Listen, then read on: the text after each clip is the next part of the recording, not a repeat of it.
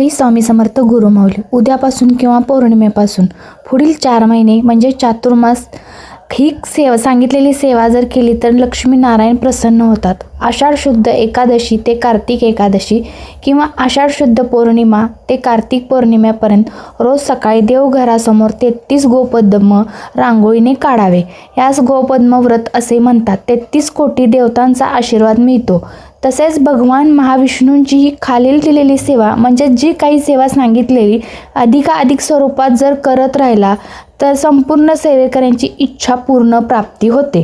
श्री विष्णू सहस्त्रनाम स्तोत्राचे पठण रोज संध्याकाळी करायचे. पुरुष सूक्त 16 वेळा, स्त्री सूक्त पठण 16 वेळा, एक वेळा फलश्रुती म्हणायची.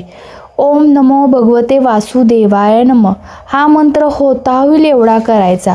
तुम्हाला जसा वेळ मिळेल तसा करा. सकाळ करा, संध्याकाळ करा, दुपार करा, कधीही करा, पण हा मंत्र केल्याने संपूर्ण सेवेचा लाभ मिळतो आणि आपली सेवा सफळ भगवान विष्णू महाराजांच्यापर्यंत पोचली जाते. निद्रा अवस्थेत असणारे विष्णू देवता आपली सेवा त्यांच्यापर्यंत पोचली जाते. महालक्ष्मीचा वास आपल्या घरावर कायम राहतो. अवधूत चिंतन श्री गुरुदेव दत्त सद्गुरू श्री स्वामी समर्थ.